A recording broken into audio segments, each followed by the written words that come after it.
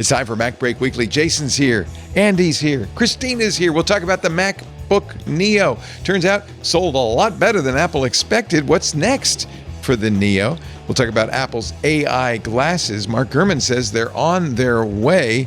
And some great picks, including a classic Apple game that's back. MacBreak Weekly is next. Podcasts you love.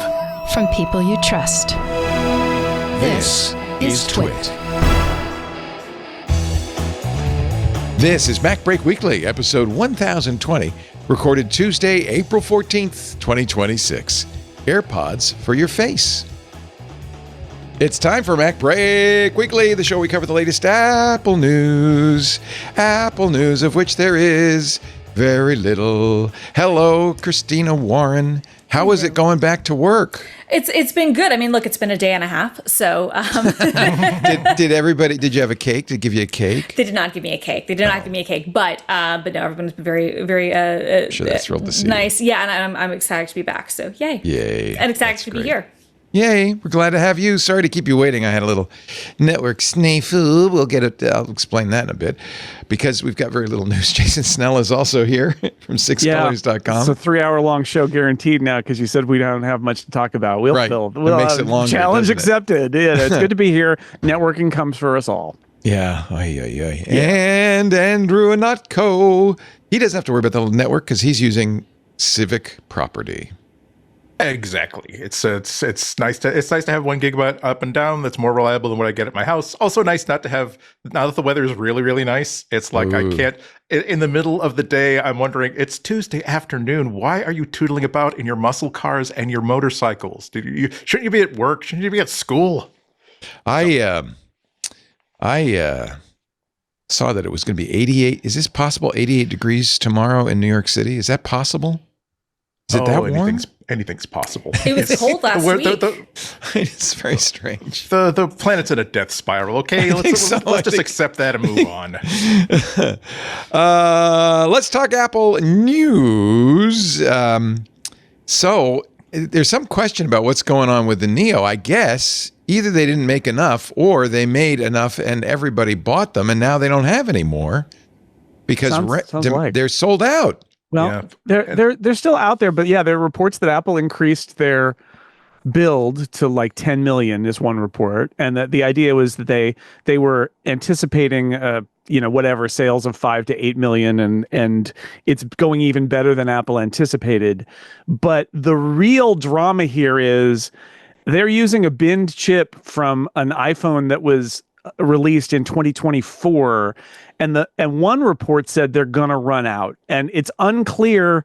That's one report. We don't know if it's right or not. But since they're using a chip that has, the advantage of it is basically free. They already bought it as part of the process of building the iPhone 16 Pro.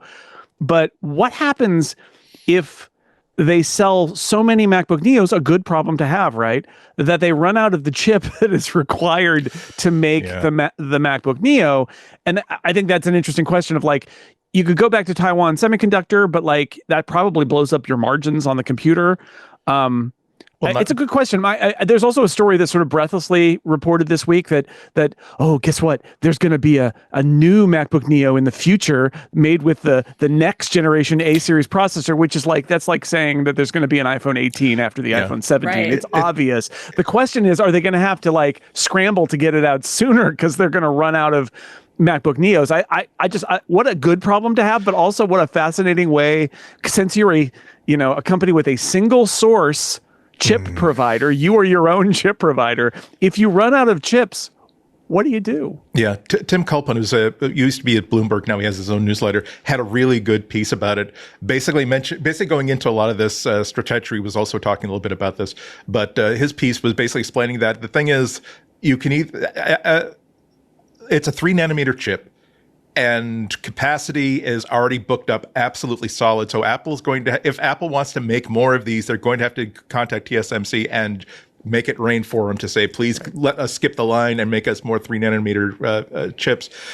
He's also mentioning the problem of aluminum is going to be a little bit short, and they need aluminum to make it. Basically, the DRAM is going to be a problem. Basically, it's really, really weird, isn't it, that Apple apparently didn't anticipate exactly how popular this thing was going to be. The idea of basing it on a chip that there is a hard limit to how many we can access. We can't just simply keep rolling them. We don't have a stockpile. We just have an inventory. And when that goes, that's going to present us with a problem. I forget whether it was Ben or Tim who suggested that it's possible that one solution to the problem is going to be that Apple that the low margin version of it, the 256 gigabyte one, or at least becomes like 4 to 6 weeks so they can use our existing components to fulfill like the higher margin 512 gig ones. But it's like you said, Jason, like it's a good problem to have, but it's kind of weird to have a conversation about how Apple was not apparently, assuming that all this is true, tell a story about how Apple did not manage its supply chain adequately to be able to sell to everybody who has money in their fists to buy the hottest laptop. Yeah, exactly. I don't believe that one bit that Apple, first off, if there's any company that believes the upside it's of themselves, it's Apple. Yeah. I cannot believe that Apple would come out with a MacBook Neo and not think that it might be a hit, right? Like, of course they can't, which means they always had a plan for what to do, even if it's higher than the top of their thing. They've always had a plan for what to do. We don't know what it is, and it's interesting, right? Because what is the plan? I keep thinking the plan was probably that when that bin is empty, you just introduce the next processor from the next bin over and just keep it going. And maybe they do something. I saw some speculation that maybe what you do is if you have to bring in the new A chip, you make that the high end model and you take all the last scrapings of the bottom of the low end of the previous bin, and that's the low end model, and you kind of extend its availability, but you just kind of keep rolling. And changing chips in a computer doesn't have to be a big story, right? They could literally just say, oh, as of this week, the 699 version comes in with the newer A series processor. But I refuse to believe that Apple is not did not have a game plan for the MacBook Neo being a hit. Of course, there's no way. There's no way. Yeah, I think the only way that they would be caught off guard is if the actual supply, like demand rather, was say like double what they projected out for it to be, right? And I don't think that there's any sign that that's been the case. I mean, like right now, if I look on the Apple Store online, it says 3 to 4 weeks, I guess, for delivery, but I can get one delivered between April 29th and May 6th, or I can pick it up at a store on May 7th. Well, that's not so bad. That's just 3 weeks. That's 3 weeks. So it's not ideal. It's not great that you can't go into a store and buy one, right? Like that's not a good thing. You want people to be able to go to the store and buy a laptop. However, I don't know what the situation is like at their retail channel partners. I don't know if Walmart, if Best Buy, if Amazon, if whoever else has more.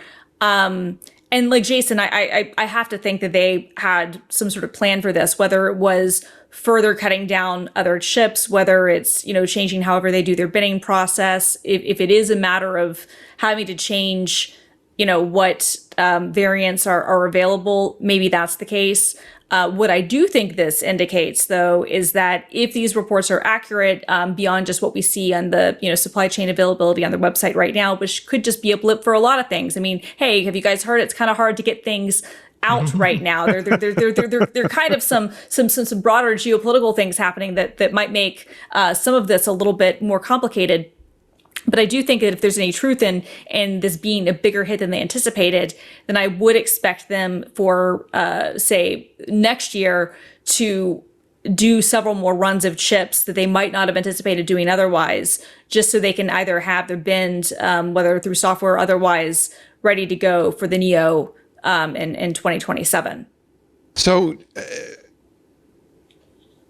it sounds like they didn't anticipate. Well, did you guys anticipate demand like this? Let's ask that question. I didn't anticipate Jason, $599.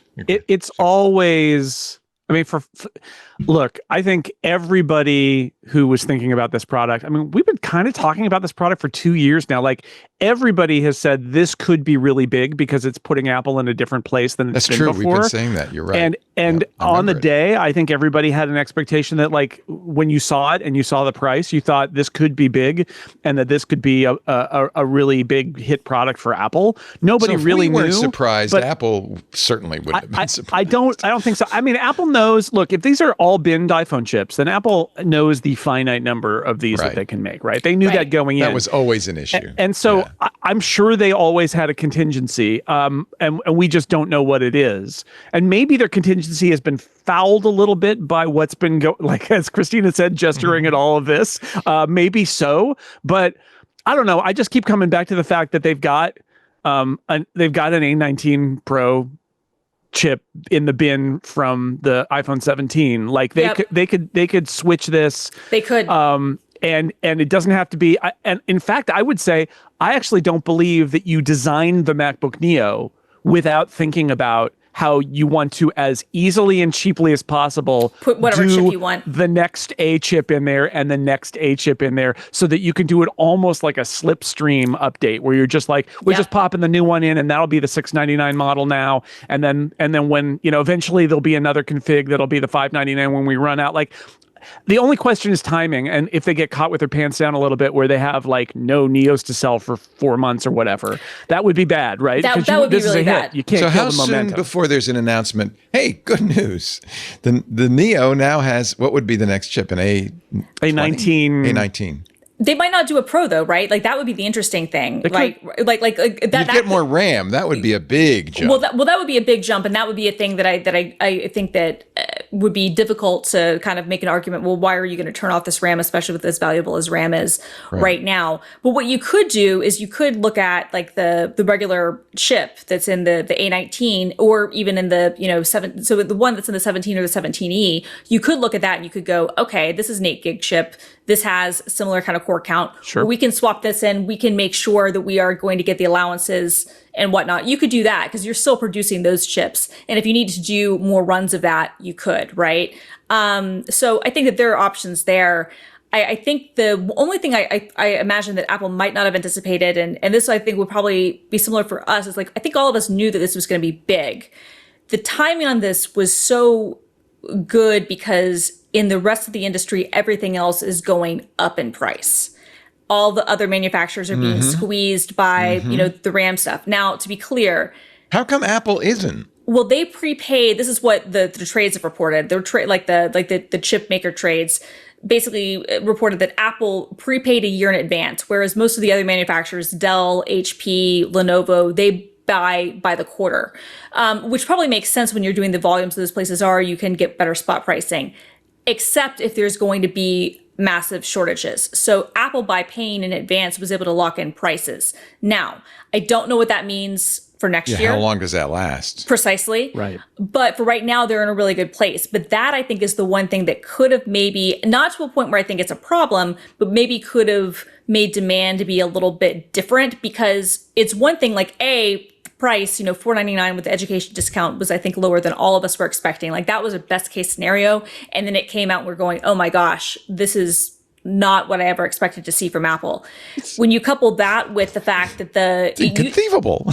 Right. But what makes it really inconceivable is like, we're at this weird point where like the prices that Apple used to charge for memory and for storage are now like almost in line rather than being exorbitantly overpriced because of the rest of the market. So even though everybody else in the industry, unless you were a Chromebook, was already get the 16 gigs of RAM place, now it's like, no, if any other laptop maker is going to have to make the same constraints that Apple was doing just for margin reasons, they're going to do it just so they can not be losing hundreds of dollars per device. I'll give you some input from our chat room.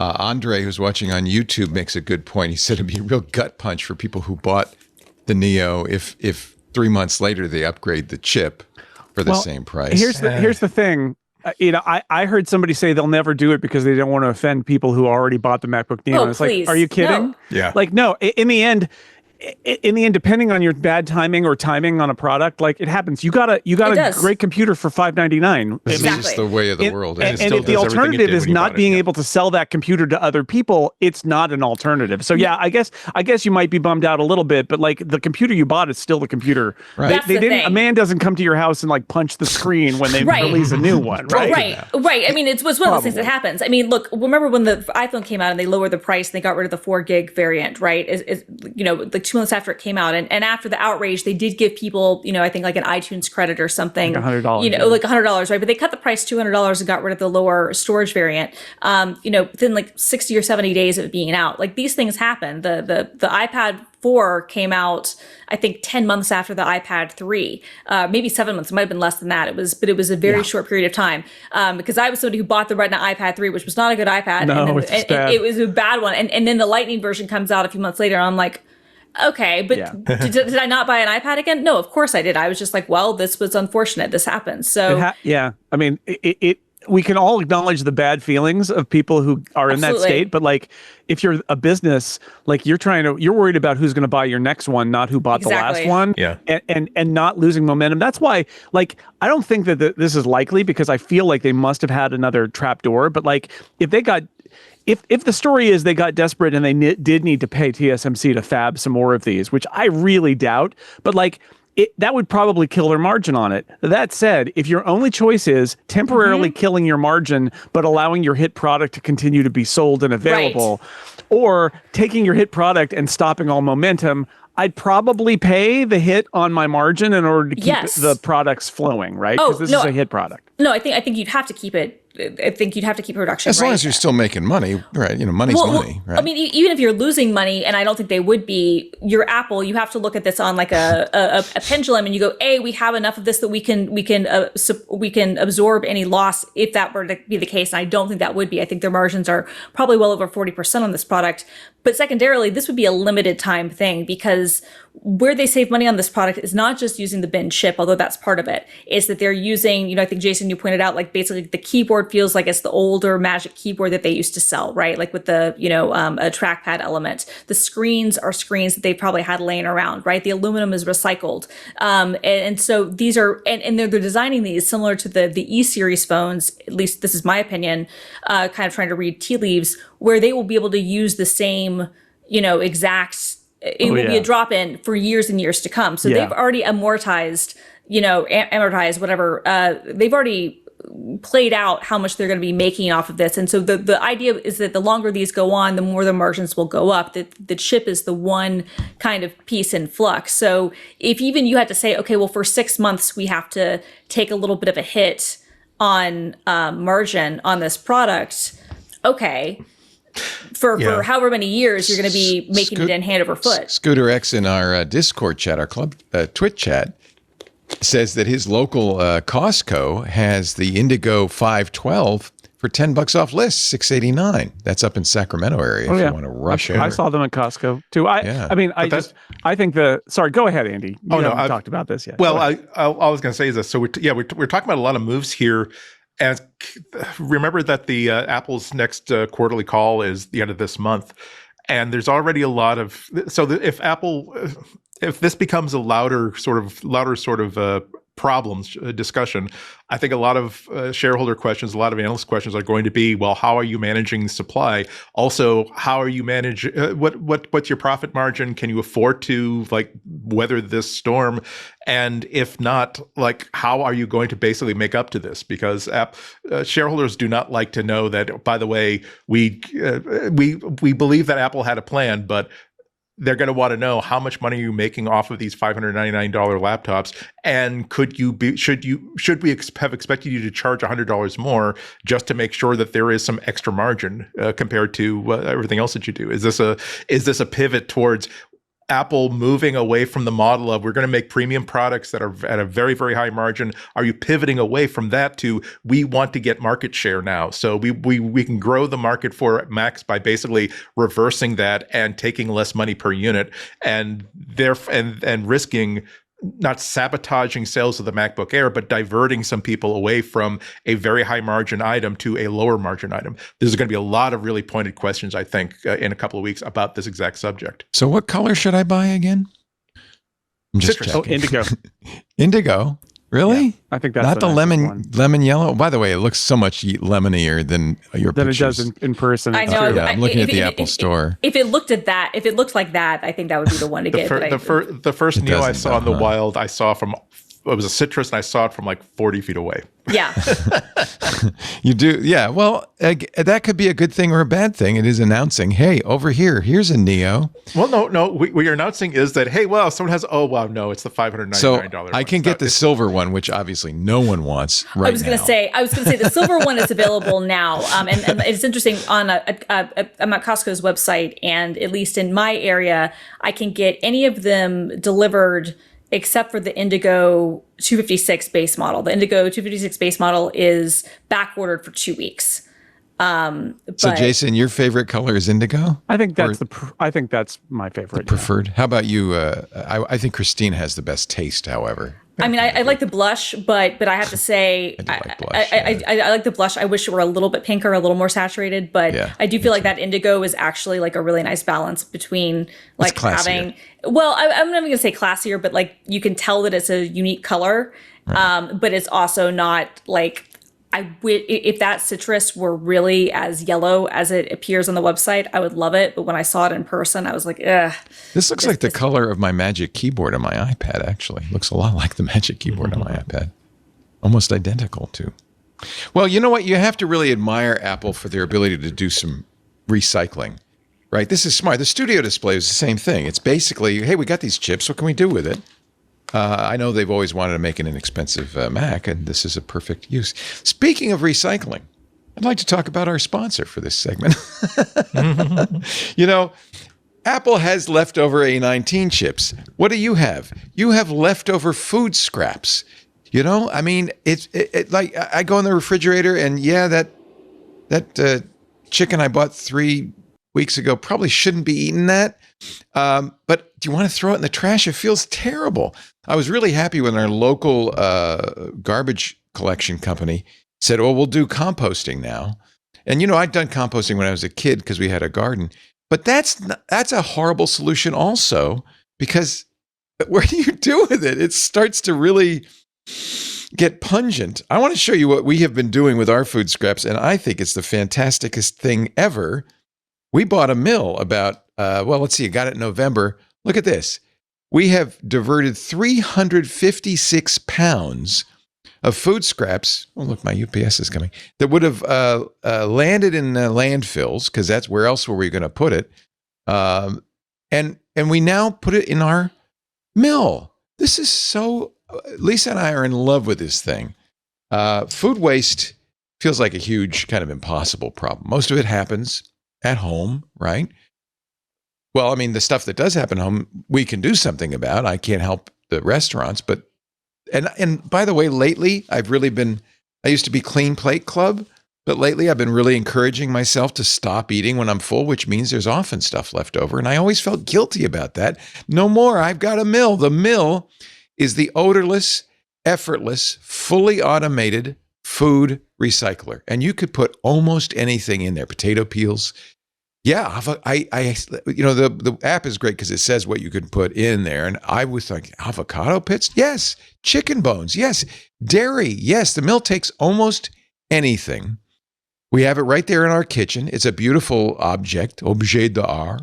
And then while you sleep, mill quietly transforms those food scraps into nutrient-rich, shelf-stable grounds. No more odor, no mess, no fruit flies. When you open it up, and because we put our coffee grounds in there, ours always smells delicious like coffee. It's great. The mill can take up to 10 pounds overnight, and we fill it up on many nights, especially when we're making salads and we've got, the salad, leftovers, the celery stalks and stuff. It can work for weeks before you have to think emptying it, because it takes those 10 pounds and brrrs it down into a very small amount. You can use the grounds in your garden, add them to your curbside compost, or Mill can even pick them up and get them to a small farm for you. Mill turns this kind of huge personal problem, and I guess it's a climate problem too, into a simple daily habit.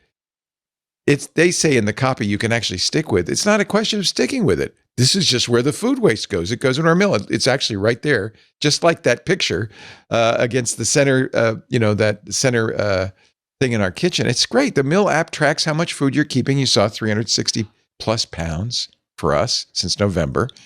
It's already helped customers put over 15 million pounds of food to good use. It's sleek, it's beautiful, looks great in any kitchen. There is a 90-day risk-free trial, so if you don't absolutely love it, you could just send it back. We thought, let's take a chance. We got the white one, by the way, but they have some nice. There's black. They have that nice chrome silver. Lisa and I'm sure you've seen it, and we were thinking, well, I don't know, is it? Should we try it? So we tried it, and I could just tell you, I love it. I think it's really great. Try Mill risk-free for 90 days and get $75 off at mill.com/MBW and use code MBW. That's $75 off at mill.com/MBW and use code MBW. Just take it from me. We bought it months ago, long before they were an advert. This is their first ad. When they came to me and said, "Hey, do you think you'd want to talk about it?" I said, "Yes, we really want to talk about it because we love it." Mill.com/MBW. Thank you, Mill. Vance says, what do you do with the scraps when you're done? Well, you can put them in your garden. They are perfect compost for the garden. They have all the nutrients in there. If you had chickens, you can feed them to the chickens, or you can send them to Mill and they'll feed them to their we have deals with farms. Or we do what we do. We put it in the compost because we have a compost bin. The nice thing is we don't have the smell anymore. We don't have the fruit flies. It's so nice. It's so nice. Okay, you're right. When I said at the beginning of the show, I don't have anything to talk about, Jason said, talk about the Neo. You're going to get good mileage out of that. And we did. Told ya. You were right. Thank you.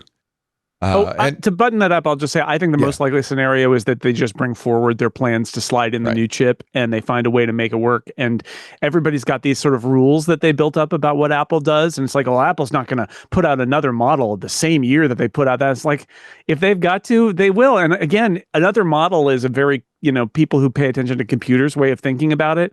There could absolutely just be a press release or maybe even nothing. And the $699 model gets a different chip or whatever. And it's like a footnote, basically. And I think that's the most likely scenario, is that they will make every last one they can out of the bin and then they'll just flip the switch. Yeah. So, I mean, we can write that down. That's my prediction. I think in the next few weeks, you're probably right. We'll see. And they won't need to do a press release because guess who will talk all about it for now. Yeah.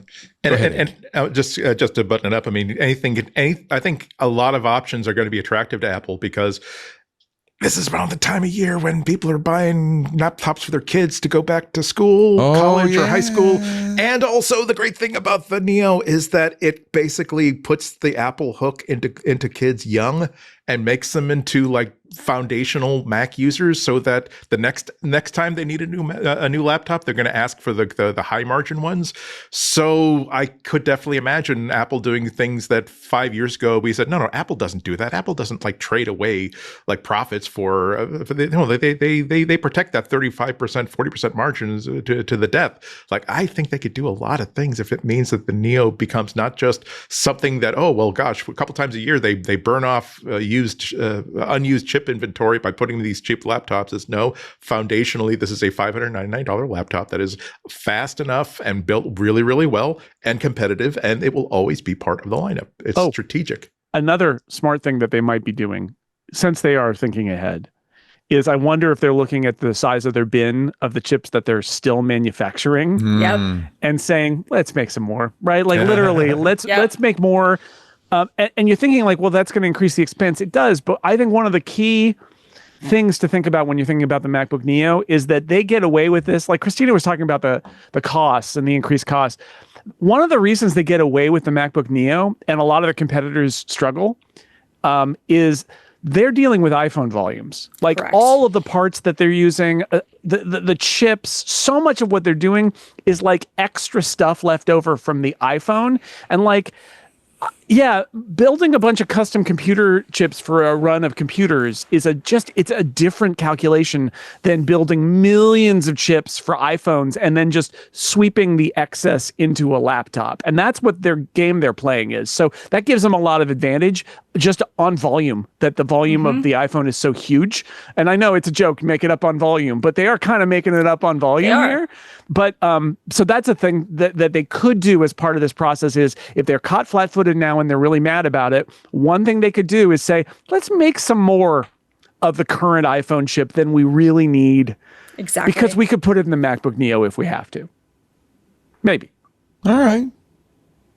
Boy, that was the story that just keeps on giving. Good. It's good. I love it because it's got like the drama of like, did Apple make a mistake? But it's like a good mistake, but it could be a bad mistake while it's being. It's like that's good. That's good stuff. Also, did you see that a couple of different YouTubers decided, well, if this really is like a phone chip and a phone board, if we sourced a 1 terabyte storage chip from China, and we know how to basically, could we make a 1 terabyte version of this? And I'll be darned if you sure it's can. exactly like upgrading an iPhone. You have a 1 terabyte Mac Neo. I love how the consensus is like, wow, Apple did a very sensible, mainstream, practical for everybody laptop. What if we put a shoebox-sized water cooler on the back of it and try to overclock it? Like, you're ruining it. That's not the idea. This was a simple cheeseburger. This is not. You're putting crap on it that's not supposed to be there. Security wise, and I thank Scooter X for he's been out scrounging for other stories we can cover. Thank you, Scooter X. Always useful. Mac Rumors just reported this. I actually saw it. I didn't see it. It came out minutes ago. A fake Mac app, and it was in the Mac Store, designed to look like a crypto wallet, actually snuck past Apple's review team, and it's now estimated that users have lost $9.5 million in cryptocurrency. Apple has removed that wallet app from the App Store, but that's bad news. This is from CoinDesk. A fake macOS version of the Ledger Live crypto wallet was on the Apple a Mac Store, not the iPhone, but the Mac Store between April 7th and April 13th. Less than a week. 50 people downloaded it in that week. There is an official Ledger app. It's not on the App Store. Apple approved the fake app. And as a result, 3 of the 50 people who downloaded it lost 7-figure sums. I know if I were able to get my wallet into somebody else's wallet, that'd be 7.85 Bitcoins that would be lost to a bad guy. That's why I've been very careful about my wallet. That's a lot of money. Apple removed it from the App Store. It was live for a couple of weeks. It's not known how it got past review. Apple hasn't commented. This is breaking news. Just happened literally 15 minutes ago, 20 minutes ago. So, word of warning if you downloaded that. Crypto apps are going to force both Google and Apple to change what their app review process is like, because it's getting bigger and bigger. This is one of the reasons why. This is the reason why Google says that they're restricting sideloading on Android from now on. Right. Because they cite is that especially in Asia, it's just flooded with banking apps and crypto apps that are just there to steal crypto, steal banking information, and we can't have the Wild West anymore. Now, people are arguing that no, they're using this as a really good excuse to take some control back and make the Google Play Store more important. But I think that things like this, when it's possible to make these big scores based on fraudulent apps, if Google and Apple aren't revising how they screen their apps, given the repercussions of a mistake, it's not just like people losing $5 for a bad flashlight app anymore. Yeah, I mean, I think that this is, I think this kind of underscores why, even though I'll admit I was very critical of Apple at the time when they refused to allow any sort of crypto wallets in the app stores. I was very critical of that decision. I do feel like if you are not going to be able to notarize and approve these things the right way, if you can't guarantee that the ones you're approving are actually going to be legitimate wallets, then maybe there is an argument to be made. Like I might come around and change my opinion a bit to be like, okay, well, if the gatekeeper can't guarantee that what it's letting into these services is legitimate, then maybe these shouldn't be things that exist in the app stores, which is not a position that I feel good about taking. But I do feel like this is one of those, this was only the Mac app, which I think is why there were like 50 victims or something, I think is what the reporting says, which is, I'm not trying to downplay that at all, but at least it was, contained to that over the course of a week. Whereas if it had been, I think, a mobile app, it would have been a lot more. And there's certainly like no victim blaming here, because you're supposed to be able to trust what's in these stores. Having said that, I think it kind of just underscores like this is a difficult area, and anybody who's getting these things should be ideally only clicking on links that are affiliated with those sites themselves, if they exist. I don't know. This is kind of a messy situation, but I feel for anybody who was impacted. I think that's a really good point. That what is the responsible thing for Apple to do? Maybe the responsible thing for them to do is admit that we are not set up to validate an app that if used wrongly, can be used to steal millions and millions of dollars from you personally. Therefore, until and unless we can create a separate sideline certification so that we can scrutinize the hell out of it, we are not willing to promise you that any app like that is trustworthy. So sorry if that makes it super inconvenient, but we're not going to promise something that we can't deliver. That might be the most ethical thing for them to do. Actually, Eclectic Light Company, we often talk about Howard's excellent blog, Macs and Painting, no AI content, talks about why you can't trust Apple's privacy and security settings. And it's kind of a technical article, but it's probably worth reading. Privacy and security, you've probably run into it. I know I do all the time when you install an app and it says, oh, you've got to go into privacy and security and allow me to do this, have accessibility settings, access to files, that kind of thing. I'm glad that the Mac has that. And you would assume because of it, you're getting good protection. But he points out that it is possible for apps to bypass it. It's the intent mechanism. The app says, I have an intent. I need an intent. I need to be able to write to a folder or open a folder. And Apple, in theory, will say, okay, you've got to ask the user first.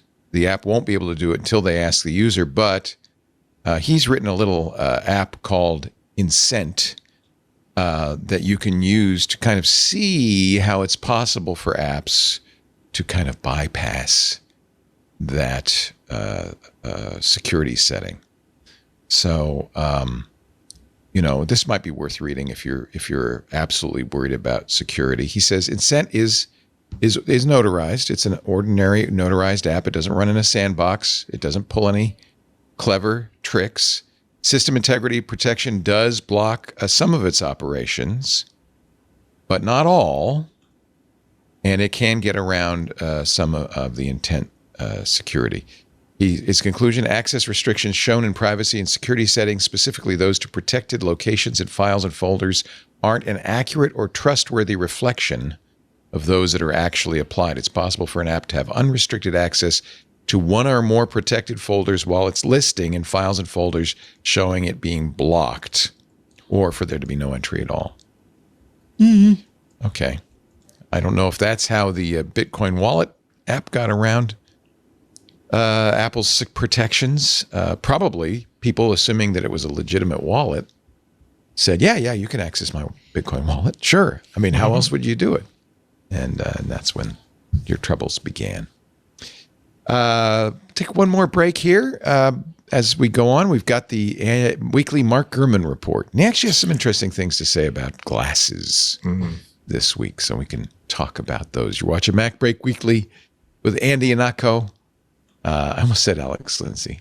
The dear departed Alex Lindsay. No, he's still alive. He just works at Apple, which means he's invisible. He's gone to a different kind of afterlife. Behind the curved glass curtain. I hope he got to see Paul McCartney. I don't know. I hope he won that lottery. Yeah. Christina Warren, though, ably filling the Lindsay honorary seat of Apple distinction.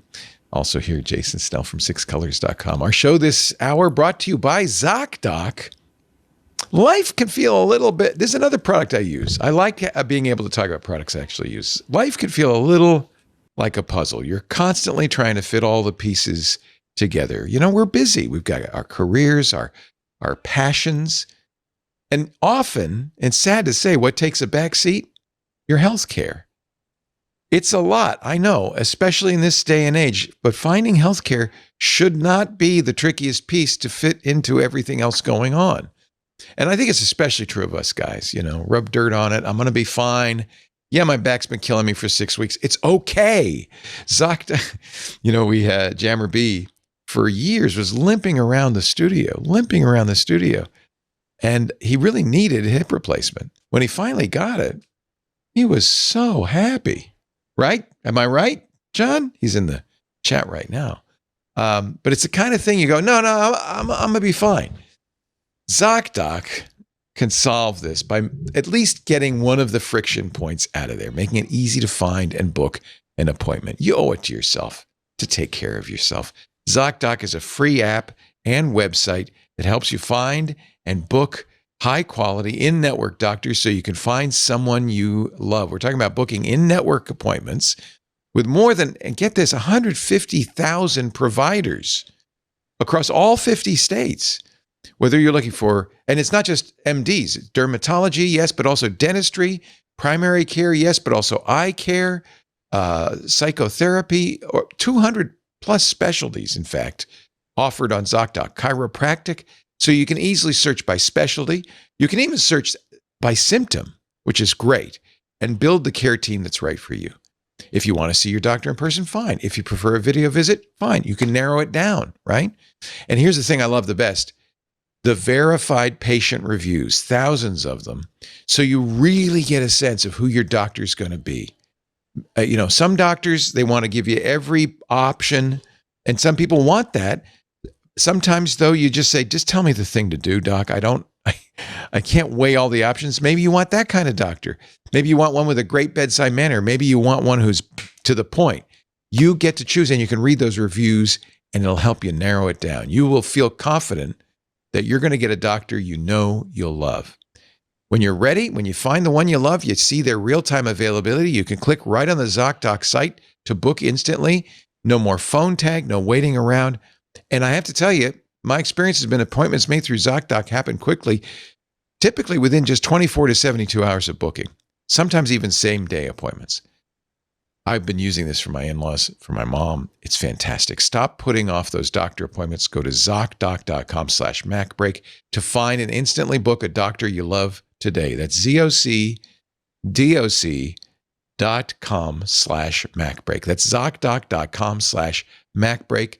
And we thank Zocdoc for sponsoring this message. And by the way, Jammer B says, if I would dance, if I could find somebody to dance with me. He is that happy. He says he's waiting now for an appointment to get the other hip done. So that's great. I'm happy to hear about that. That's awesome. Thank you, Zocdoc. Back to the show. Mark Goyman. The last few weeks have been kind of think pieces. I don't know if this is, you can tell me, Jason, you're good at reading the tea leaves on this. It doesn't sound like he has an inside person telling him what they're doing. But Apple, he says, is working on the display-free smart glasses that weren't always the plan. They did form a Vision Products Group 10 years ago. But at the time, they were looking at an iPhone-tethered augmented reality headset with a wireless controller, kind of like the Vision Pro, and high-end mixed reality headset. Actually, that's the Vision Pro. Yeah. And standalone AR glasses. Those are ones with displays. I think the success of the Meta glasses has changed everything. He says that started in 2022 with the Meta Ray-Bans. He says Apple's now developing its own version. He says the internal code name is N50. Goal, the target release is the end of next year or maybe early 2027. Capturing photos and videos, yes, that kind of surprises me because the camera is the one thing people complain about with the Meta. There's that, privacy issue.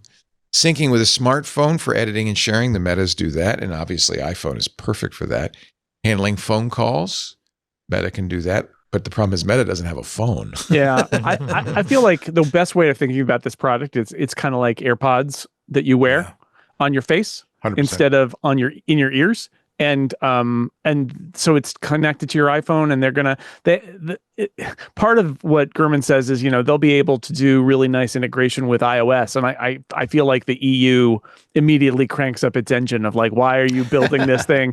I mean, and again, I don't think Apple should build smart glasses integration in speculatively for other people's products, but if they're going to build their own, then it becomes a question of like, how much home field advantage are they going to withhold and only make available on theirs? But be that as it may, you think about this, they are, they're going to have Siri access, they're going to be able to play audio, and the difference is the cameras. And I mean, that's why you have this thing, is because it gives you a camera that can see what you're seeing, and that there are various AI applications. I think more so than probably not very good photos and video. I think it's probably more about like AI applications that currently require you to take your phone out of your pocket, and that with this device you won't have to do that. I mean, they've already got features like this, like navigating. If you've ever tried to navigate walking directions in a downtown with tall buildings, the GPS signals get really sketchy, and they have a feature where if you hold up your phone, it looks at the buildings around you and knows where you are. It's really great. Well, imagine if you could just do that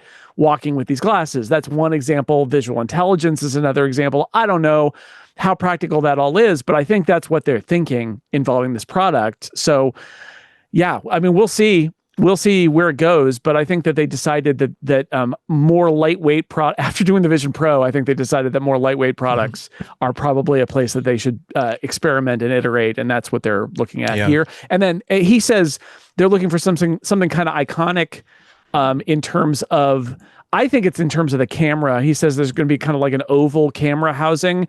I think what they want is something that you can see on the glasses that makes you go, oh, those are Apple glasses. And they're going to have 4 different frame designs, he says, it's probably. It's not going to have a big apple on the nose piece, I think it's just like apple. That plateau on the back of the phone. I think it's going to be like that, where like everybody's going to know that kind of ovally thing with the lights and all of that means that those are Apple glasses. But you're right. Like they have to have a privacy story, because this is a huge issue and it's part of Apple's brand. So what's that story like? Is it privacy for me but not for thee? I don't know what the story is here, but I do think they need to be trying this stuff out instead of just they got caught flat-footed by. He apparently Meta's has Ray-Bans. some insight, because he says, according to employees working on the project, Apple's strategy is to outdo competitors by integrating the glasses with the iPhone and offering a better build instead of going to EssilorLuxottica as Meta does, or they're going to do it their own, of course, design and build it in-house and all of that stuff. In fact, he points out even Google and Samsung are using Warby Parker to make the glasses. There are 4, according to, again, Mark Gurman at Bloomberg, 4 different types, 4 different styles. The design team has come up with a large rectangular frame like Wayfarers, like the ones I'm wearing right now, which are Ray-Ban Wayfarers from Meta. Although they're very, very geeky, black and thick. A slimmer rectangular design like Tim Cook's glasses. What a surprise. Larger oval or circular frames, and a smaller, more refined oval or circular option. It's so early, though. I don't know if these designs will hold. Yeah. They're looking at ocean blue, light brown, and black. Yeah, and as you said, they want it to be instantly recognizable as an Apple product. Yeah, and that might mitigate a little bit the privacy thing, because everyone knows what an Apple Watch looks like. Okay, you recognize it immediately. Whereas these are Meta went with Ray-Bans, the most iconic frame design ever that gets duplicated everywhere. So you don't know that those are smart glasses until you actually look really, really closely and carefully. Whereas if Apple were to design an iconic frame, at least I would say, okay, those are clearly Apple glasses, or they look exactly like Apple glasses. I better ask if you are basically say, please don't, make sure the microphones are off. Please don't take pictures while you're doing this. I still, the thing is, I would be a little bit more, I wouldn't say skeptical, but I would be a little bit more puzzled by it if not for the fact that Apple continues to sell the AirTags, which are by definition a privacy nightmare. Again, I want to make sure that I'm really, really clear. Apple is not doing anything wrong by selling these things, but they are trackers by nature, these devices. So they are going to be abused by people who are going to use it to surveil people without their knowledge. And the only thing that puzzles me has always been, how much money are you making from these AirTags to make it worth that terrible, terrible hit of all these news stories about, a car ring has been broken up and they were using AirTags to track people, and worse stories than that. How much money they're making to mitigate those terrible, terrible stories that keep coming up time and time again. And with that already in play, I believe that, Apple is going to put cameras in these glasses, even though, God, wouldn't it be, I really wish that they would if 2 years ago they would have done basically AirPods glasses, which are simply, there are no cameras in there. We feel as though there's no solution to this problem right now. Also, we feel as though people don't necessarily want to have cameras on their glasses. There's no features within the iPhone in the near term that are going to be able to really take advantage of that. But however, this is the best way to talk to Siri. This is the best way to get notifications from your phone in a surreptitious way. And we think it's a valuable addition to the AirPods lineup. And then 2 or 3 or 4 years in the future, when society's maybe a little bit more accustomed or has figured out how to adapt the cultural language to accommodate smart glasses, that's when Apple comes in, and that's when Apple adds cameras to the thing. So as a thing, as it is, that's going to have to be a third of their messaging. But here is why we are not going to be associated with people doing creepy things with our glasses, because we have done things specifically and explicitly to make that extremely difficult and extremely embarrassing for the person who tries to do that. Yeah, I mean, I think you make a good point that, like, if a Apple design is iconic enough, similar to AirPods or anything else, or an Apple Watch, like, you'll instantly know that it is an Apple device, and so then people can have their expectations of privacy to be whatever it might be. What I don't know is, because the backlash about the Meta glasses has been relatively recent, if we're being honest. When they first came out, I think people were skeptical, and then the second version, when they got like really good, and then they continued to improve them with software, like, I even saw it with my own circle of friends, and I went through this myself, where the first version, I don't think they were called the Meta glasses, but they had the partnership with Ray-Ban. I can't remember what it was called then, but this was probably 4 years ago. I was skeptical, and I was like, this is creepy, and I'm not going to have these spy glasses on my person. Then they came out with the next version, and I was like, okay, but these are now actually compelling as a product, right? Like, the fact is that they've got like headphones, and they have some interesting kind of AR, VR type of stuff, and the way that it's recording video, there is a light on it, and it seems like it integrates well. Also, many people out there have their phones out recording all the time, and we don't know about it. So it felt like there was a moment for a period of time where I'm not going to say this is the case for everyone, and probably not for a lot of listeners of this show, but at least in my life and people that I hang out with, it seemed like a lot of people kind of let their guards down and were like, okay, these are fine, these are useful in other ways. And so the privacy implications that really were strong in, like, say, the Google Glass era just aren't here anymore. Now, I think, ironically, because of the AI stuff, the things have come back again, and people are bothered by them, even though the way that these glasses exist, there's not a whole lot you can really capture or do. I mean, there are circumstances where certainly things could be bad, but in terms of surreptitiously, you can't record for very long. Yeah, the battery's a problem. If someone wants to capture you surreptitiously, GoPros and other types of cameras are much easier to get a hold of and can do a much better job of that. Anyway, so I felt like people let it go, but now with the AI stuff, I feel like there's a backlash again. So I agree with you. I feel like that'll have to be an important part of the messaging. But I also kind of wonder, I mean, I feel like you brought up AirTags. I feel like the reason AirTags get a pass, even though they are trackers, Apple did make some software, adjustments so that you are at least supposed to be alerted if something is following you for a certain period of time. Although whether people see those alerts or not is to be determined. But I think the secondary thing is that a lot of us kind of decided, even though this is creepy and even though this is surveillance tech, it is really nice to know exactly where my suitcase is, or my passport, or something else, and the utility, outweighs the creepy factor.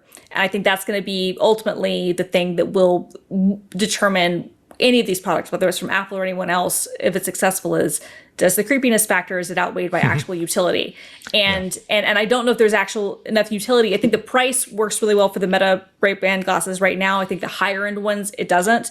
But I think the lower end ones, you're like, okay, I can see the utility in a gadget for this. That's, I think, the thing that Apple would have to overcome. And you point out like one of the constant problems with technology, where the benefits are enjoyed by the people who adopt them, can afford them, and use them. However, the downsides affect pretty much everybody, even the person. So basically, anybody who's walking around, like there was a piece in the New York Times, I think a few weeks ago, pointing out the problem of like a counter worker at a takeout place who did not know that a YouTuber was actually recording their interaction, and ask him questions about politics, ask him questions about this and that, which you might have, okay, in addition, in a 30-second interaction while you're bagging up someone's sandwich, you might say a couple of simple things. But if it's recorded and now it's taken out of context, it's like, I would not have, if you had held up a GoPro, if you were wearing a GoPro, if you were holding up a phone, I might have still answered your question, but I would have answered it differently. And the idea of everybody in the world suddenly having to be on guard about what I say and how I say it, how I present myself, and how I'm presenting myself to certain people. That's a shift in society. And again, people who do not necessarily have $500 to spend on a pair of Apple glasses are going to have to bear that burden without getting the benefits of turn-by-turn directions or being able to get notifications in the side ears. So that's definitely something that we're going to have to keep an eye on. And I feel as though it's just as you say, as these technologies become actually useful, they are not simply gadget people who buy them and rich gadget people who buy them. They become, you go into the eyeglass store and say, well, we have two versions of these glasses for $150 more. You can have smart glasses. Do you like the smart glasses? Just like if you buy the tinting, you buy the coating, stuff like that. When they start to become everywhere and useful, and they actually are helping people on a day-to-day basis, that's when it becomes kind of unstoppable. And finally, there are people for whom this is not just a gadget. The idea of having this device that can help them navigate through the world, despite the fact that they have low vision, despite the fact that they might have hearing issues, despite the fact they might have cognitive problems. There's a dimension here where we really have to allow these things to happen, because the benefits to these people far, far outweigh any creepiness that I'm speaking as a guy here. So my quote vulnerabilities are very, very different from women, but that might overweigh my my worry that I'm being recorded and having to basically, every time I'm introduced to someone, look at the bridge of their nose or look to the left side of the lens to see if there's a little hole there. It's going to be a complicated thing, and it's going to be this is one of those things that makes technology makes us revisit a whole bunch of longstanding questions that we have as a society, and we're going to have to get used to it and figure out where our comfort level is. Yeah, I just wanted to say that I think that Andy bringing up the AirTags is a good point, and Christina's right. The utility determines whether they work or not. But I think I have heard people make the argument of like, well, Apple's never going to release product X because it's controversial, and it's like, that's not enough, because the AirTag is a great example of that. I don't want to be this guy, but I am going to be this guy and say the thing is, Apple's participation or not in this is not going to change the fact that society will adapt, and that theoretical or actual person at the counter who got recorded in 5 years will expect that they might be recorded. And that's just how it's going to be, because you could also already tuck a phone in your pocket with it peeking out. There are so many ways to do it that are not even noticeable that technology exists, that what it's going to mean. And I'll say this because this has already happened. My neighbor, this sounds like a tangent. It's not. My neighbor has a lemon tree, and they're a new neighbor. The old neighbors, we had a lemon sharing accord, right? New neighbors, I haven't had a chance to say, hey, do you mind? You've got like 90 lemons on your tree. Can I take a lemon? I need some lemon juice. But I'll tell you what, I have an expectation that neighbor has a camera. And that the last thing I really want is to be a bad neighbor who takes a lemon and they're like, that guy is stealing our lemons, right? Yeah. And that is how the world has changed. So, I think these are conversations we should have. I don't necessarily think that anybody can stand in the way of it.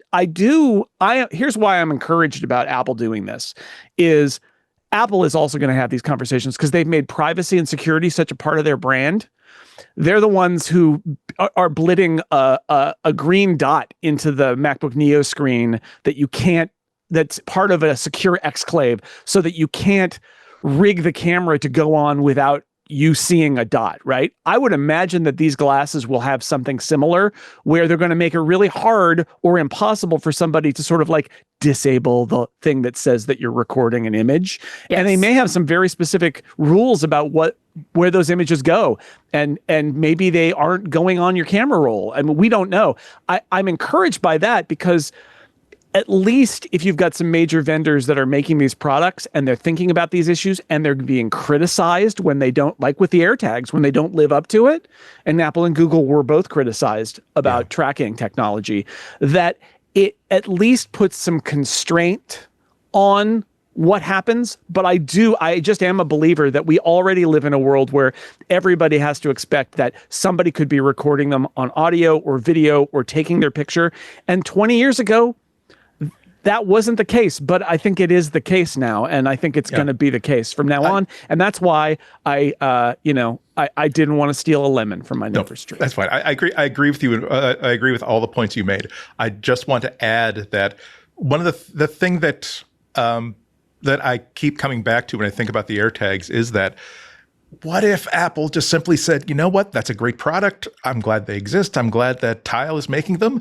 I'm glad that it's becoming a competitive market. We feel as though we don't have to get into that market.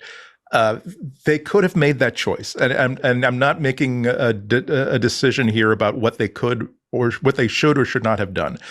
I think that part of the problem when we have conversations like this is that if we rush through it, we can make the mistake of ignoring the fact that not making these glasses is an option for Apple. They can do that. If they make the AirTag, it's because they were very aware of the problems that this is going to create. And they decided that we feel as though we can mitigate it. And we also feel as though this is too big a business opportunity for us to overlook, even though it does conflict with our privacy mantra.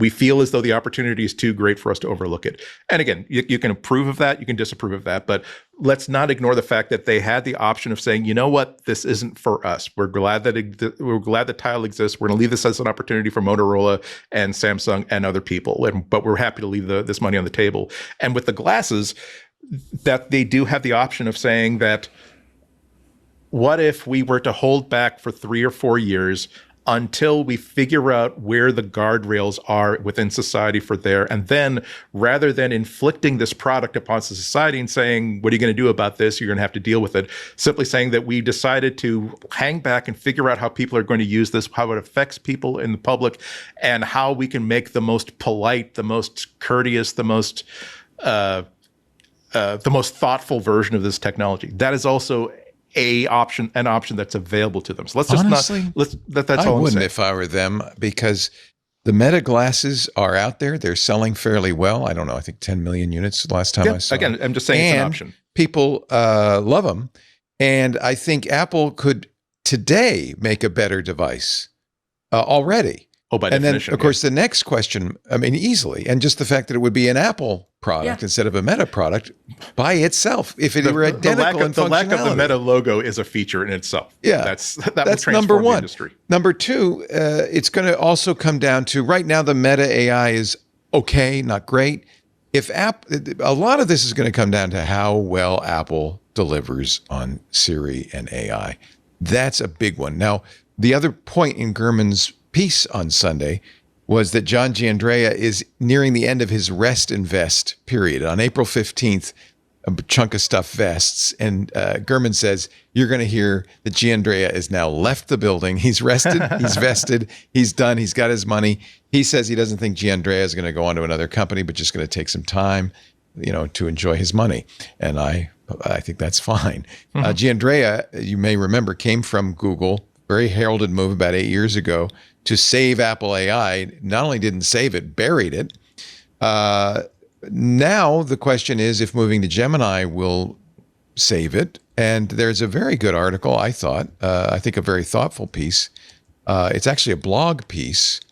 Adl Rocha, I don't know how you say it, Beyond the Code, ADLROCHA, how the AI loser may end up winning, Apple's accidental moat. And I actually completely agree with this, because what we're seeing right now, I will come to you as a messenger from the front of the AI wars, because we cover this, of course, on our show, Intelligent Machines, and I've been watching it carefully.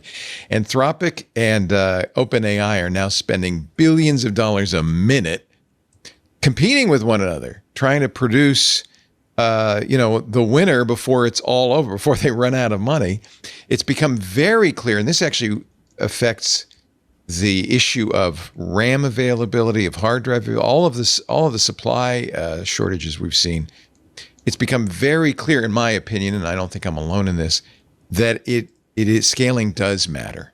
That, in fact, more compute makes a big difference. One of the data points in this is last week's announcement from Anthropic. We've got this incredible new model, Mythos. They said it's too dangerous to release publicly. We're going to give it to 50 companies, let them fix their security flaws before we release it. But I think there's also a strong evidence that they can't release it because they don't have enough compute for it. That it would actually, they don't have enough data centers. And so this means that it's, I think for both OpenAI and Anthropic, they are now hitting the limit of what they can do with the data centers they have. They need more NVIDIA GPUs. They're making their own GPUs. They're going to Google for their TPUs. There is a desperation in the air by these companies looking for this hardware. This battle is getting vicious. I think somebody's going to die. I think probably likely OpenAI. Dun, dun, dun. I seriously think that these companies, there's going to be a shakeout. Apple, meanwhile, watches this. This cartoon kind of says it all. Apple watches this CapEx burn. Actually, there's an even better chart in this post. Here's the CapEx burn. Amazon up 42% year over year. What do they say? 180 billion this year. Spent capital expenditure almost entirely on AI and data centers. Microsoft and Alphabet close, Meta close. Look at Apple, down 19% in their quarterly capital expenditure. So Apple's just sitting back. They're enjoying the show. They're watching the world burn. They've got to deal with Google. Let Google spend the money. Fine. They've got this privacy moat we've talked about. The other thing that's coming out that's very interesting, for a long time, NVIDIA had a huge advantage because of CUDA, which is a proprietary language that they use to access their GPUs. And everybody wants NVIDIA GPUs and CUDA. But Apple's always had these machine language processing components. They call it MLX. And more, I'm seeing models designed to support MLX. Most recently, Google's Gemma model, which you can use with Ollama natively on a Macintosh. So Apple's unified memory gives them a lot of RAM. That's a great strategy. They have the hardware in the Apple Silicon, and now the software is coming along. I always said if you had some way to break CUDA's stranglehold on AI, Apple would have a real advantage. Well, people are working hard on that. So this is the point of this blog post, and I think it's accurate, that Apple has a moat. And by standing back, watching these companies burn money, watching these companies fight between each other and just standing back, they may, in fact, be the winner. Maybe. Discuss. Christina, you've worked in this area. I do work in this area. I think that there is some truth to this, which is to say that by failing, they might wind up succeeding. And let's just call it what it is, right? They whiffed it 2 years ago badly, and they were slow when they came out with their announcements in 2024. And I think that they have managed to still stay part of the conversation because of the strength of the hardware, which I don't think was necessarily intentional when it was designed, that it would be used the way that it is. I think that was a happy accident, and that's obviously very good. And the tooling winds up following, hardware that people can get and can like. So I think all that is true. The only thing I would kind of maybe point out, I think, is that like the amounts of money that are being spent in the data center problems and whatnot, like what Apple is essentially doing right now is they are offloading that problem to someone else. Right. And that works, but the same constraint problems that the rest of the industry is going to face, it's not as if Apple will be immune to that, right? It's great that they haven't spent the capital expenditures to build their own data centers. That's all well and good. But if Google becomes, constrained on capacity. I have no idea how the arguments, the arrangements and whatnot work, but I can't see that this would be one of those situations where, Google would say, for instance, shut off its own access to things so that Apple could have more, right? I feel like it would be one of those situations where everyone is just going to have to accept that we don't have enough capacity for these things to run at their best capabilities. So instead, things will become kind of nerfed as they were, or there will have to be more investments, which is what obviously the big frontier labs are trying to raise money to do. $122 billion raise by OpenAI last month, the largest raise ever in history. Yeah, it's ridiculous, right? And then the money is going out just as fast as it's coming in. Yeah. And I, to be clear, I don't think that's sustainable. And I don't think that it's a bad decision to just kind of sit back and watch with the chips fall and then try to partner up with the biggest winners. The only thing I would say that I think is always gives me a little bit of pause is that if it were that easy, I think that you'd have a lot of players who would just sit back and do that. And what you risk when you sit back is that you will lose mind share and you will lose potential future moats that already exist and in ways that people already use things. So it is sort of a tricky thing, right? In that, yeah, Apple, people know that they make really great hardware and that they will be willing to build tooling for it, if whether Apple will or won't, to help work in that space. But let's also not mix metaphors here. Like the type of, graphical performance and, AI type of stuff that you can do on even a Mac Studio is not equivalent of what you can do on, the $20,000, $30,000 cards from NVIDIA and AMD. Like it's not even in the same wheelhouse. And so, yes, it's fine for some types of post-training stuff and some sort of inference work, but it's not as if the power is there unless you're doing, you're literally just producing millions and millions and millions of chips to shove into data centers. It's not like this is a real competitor against, what these needs are. But no, I mean, I think it's a good article and it's certainly thought-provoking. I think for me, the fear is always, okay, you're in this really good spot and you can kind of watch where the chips are going to lie. But what if one of these companies breaks through and makes an operating system or makes a phone or makes something else and then takes the mind share away? Because that's the problem with sitting still. Yeah, Apple's biggest problem is if AI really does become a thing, and so it becomes like social media where everybody simply expects that this is something that you do with this device. And just like Instagram, just like Facebook, just like TikTok, just like YouTube, the iPhone becomes irrelevant to that function. It's just simply the platform that you run the third-party app that you actually like on. So that's a point where Apple basically needs to make sure that it doesn't hang back quite as long as they as they might. Every time I'll just say that every time I see an article like this, we've seen a lot of them.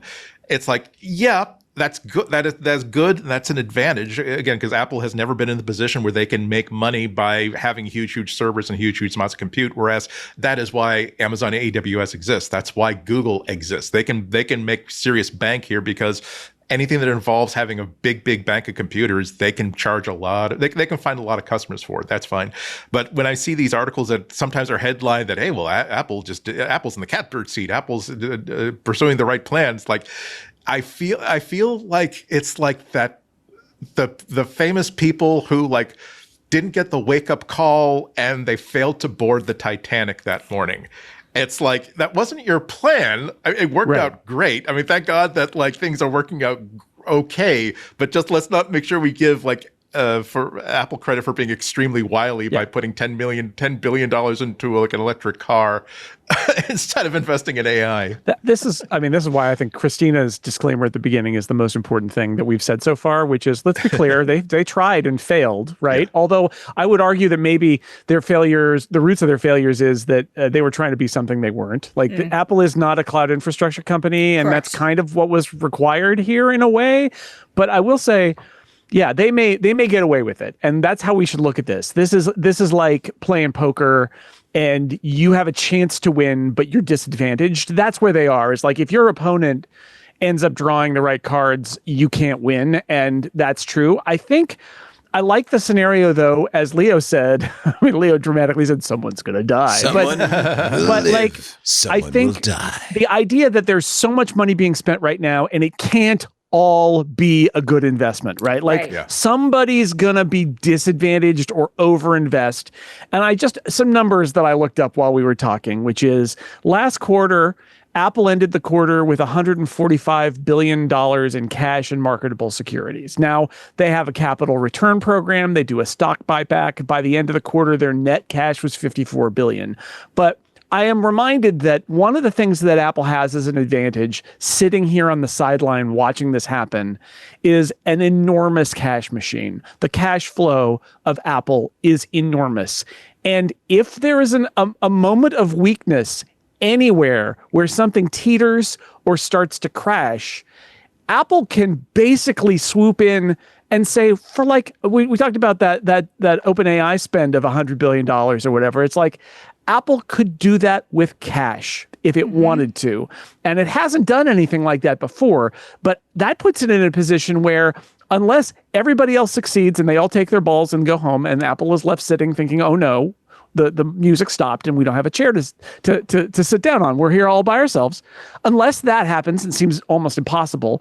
Apple has this get out of jail free card a little bit, which is their iPhone business is still so enormous, and it's a hedge against the success of AI in a lot of ways because it's a device that's in everybody's pockets and they can run AI on it. So yeah, in the end, the story is they tried it, they failed. Maybe they were a bad fit for it. They may still get away with it, and one of the reasons they'll get away with it may be that they could buy their way into succeeding because they have so much Apple cash. doesn't have to go to the money changers for cash. They've got They have amazing so much cash flow. When you think about But the cash so flow, does they Google, stopped doing a stock so does buyback Amazon, for a minute. Right? And There are a few companies like that can sit back and watch. covers a lot of weakness when you can just write a check for $100 billion and fix it. I do have to point out, though, and maybe Christina will disagree with me, but Anthropic is at this point kind of racing ahead. I mean, their lead may not last, but they are in an unusual position. They really have a strong product. Well, I think their models, in my opinion, I think their models are probably the best right now in terms Easily. of capabilities. At least for the stuff that I do, and I mean, OpenAI's models are good too. But a lot of people like Codex and are happy with it. Absolutely. But I think like Anthropic does a lot of things right. And like this is an area, especially with coding and things like that. I think it's closer on some other things. But especially for coding tasks. Oh yeah. Nobody's better than Nano Banana for images. Google I think has the image and video generation down. I think that the research Google is a little bit better there too. I think writing is probably mixed. But yeah, in terms of coding stuff, no, I think Anthropic's definitely in the lead there. I think the big challenge for Anthropic, frankly, is probably just the same as anything else, which is, okay, how do we get more, data centers? How do we get more capacity? How do we support the demand that we're People seeing? complain over the last 3 weeks. There have been a lot of complaints over Claude. The coders saying it's nerfed, it's not as good, and they have a lot of evidence that's the case. Right. And it's not that Anthropic, I think, is doing it on purpose. It's that they've run out of compute. Well, that's the problem, right? Is that when you run out, there are finite resources, and even though they're, I think really steaming ahead, it's like, OpenAI, even if their models aren't as good, they're much better capitalized. And so they are able to make some of these tie-ups easier. So it's definitely an interesting position. I mean, I think it makes both Google and Amazon look very smart to see their investments in Anthropic. And I should not ignore the Chinese companies, because I do, when I code in Anthropic's Opus 4.6 all the time in Claude Code. That's pretty much what I use hours a day. But I have a fallback, because every once in a while Anthropic goes belly up. I'm not kidding. You get a 401. It's like, I don't know. And I fall back to GLM, which is a very good model from ZAI, Jipu, which is a Chinese company. DeepSeek kind of started this all a year ago, a little more than a year ago, with by challenging everybody with a model that everybody went, what? How could this be that good? They can't even buy the NVIDIA chips they need. There are many other very good Chinese models. There's some evidence that they're good because they steal. they distill Anthropic's Claude, and maybe it is. GLM is pretty much identical to Claude. I can swap in the brain in Claude Code, and there's very little difference. So there are competitors in China. There will at some point, I think, local models will be very good as we are today, but there'll always be these frontier models. I don't know. This is such an unpredictable time. I think it's very exciting personally. I think it's also very dangerous because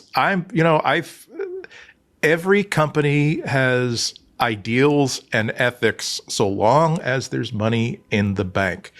What happens when OpenAI starts to feel this incredible pressure where, again, it just seems, again, I'm not a financial reporter, but it just doesn't look like they have any path to profitability. What happens when they start getting desperate? What happens? Will they simply say that we need to attract more investors. Let's release this thing that's a little bit sketchy, or let's do this stuff with this user data that we said 5 years ago we would never, ever, ever do. But now we really need to keep this ruse going for at least another 3 years so that we can get out of it before it completely collapses. That's my biggest worry right now. Yeah.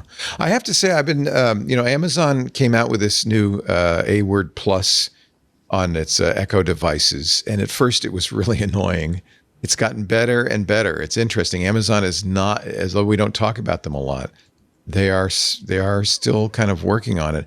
And I do think that a smart voice assistant for the general public on a voice-enabled device like a HomePod will be probably how most people will use AI. It isn't the best way to use AI. I mean, coding is the best, but I've been saying this for a while. I think that the best opportunity for wearable computing is simply a Bluetooth earbud, or again, a pair of glasses that have, like, you don't have to put anything in your ear. It has a microphone, has a thing, and you can simply ask questions and get Magic Voice giving you responses in the background. That's, I think, the sweet spot. You can do it for $20. You can do it for $400.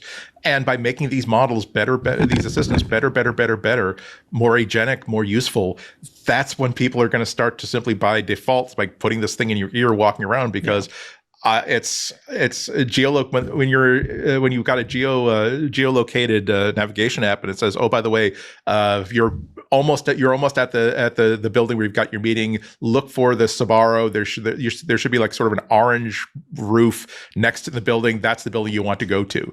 I don't necessarily have to see a little screen waveguide that says, oh, by the way, here's a picture from Google Street View of what it looks like. It's like, just describe it to me and I'll get there. Andy, this is, I mean, in this theme here, which is like Apple may succeed despite their failure, this is one of those moments, right? Because what you're like, Apple, because people have iPhones and people have AirPods or other devices, but the AirPods are very popular. Like, if that's the primary scenario, Apple's already got it, other than the good assistant part. But like, this is why I think it's more likely than not that Apple escapes its failure on AI is because of stuff like this. Because there are a lot of scenarios that we end up in where you need good hardware to interface with the AI, and Apple's got the good hardware, and so it gets away with it, right? Mm-hmm. Like, and they are, I mean, again, they're getting away with it, right? They tried and failed, but they may, it turns out, maybe it's like sitting down a friend and saying, you got your strengths and your weaknesses, and this is a weakness. Maybe don't focus on that, right? I feel like that's a little bit of what this is like, Apple, the AI model thing, it's not your best move. Your best move is like you make amazing hardware and you do some nice feature integration. Focus on that and let the AI people in the back room worry about that part. And you just don't worry about that. But they may get away with it because in the end, you do need to stick something in your ear. You do need to have a connection to a network. Mm-hmm. These are things Apple is good at, and maybe their moat is reduced, or maybe it's not. Maybe you still need a nice smartphone in your pocket, and you still need a nice pair of earbuds. In which case, they get away with it. I've been playing with because I want my goal. I think the real goal for AI is ambient computing. I don't know if it's on your face, it's in your ears, or it's in your house, or it's somewhere. Yeah, but you should be able to just talk and have it do stuff. I've been playing with using Claude. This is OpenClaw running on that old Rabbit R1, which turns out to be really good for this. I can talk to my Claude. It's running on the framework, but I talk to it through the Rabbit, or I can talk to it through Telegram. I can actually talk to it through my Apple Watch and get it to do stuff. This is an ESP32. These are cheap. This is about $60. This is the only one of those that is voice activated. So I can say, hi, ESP, and then talk to my Claude instance and get it to do stuff. Right. This is the goal to me. These are cheap enough. I could put one in every room and then be able to talk to my AI assistant. By the way, not just any AI assistant. This is the problem with Echoes and even HomePods is they are kind of more generic. They can sort of understand a little bit about you, but they're basically generic. Your own assistant, mine knows everything about me because over a long period of time, I've stored more and more information and it keeps track of that. This is the goal to me, is a personal assistant that knows you. You know what it is? It's that old John Scully made it, Knowledge Navigator video. Do you remember that? Yep, it was made out of wood, but it was a good demo.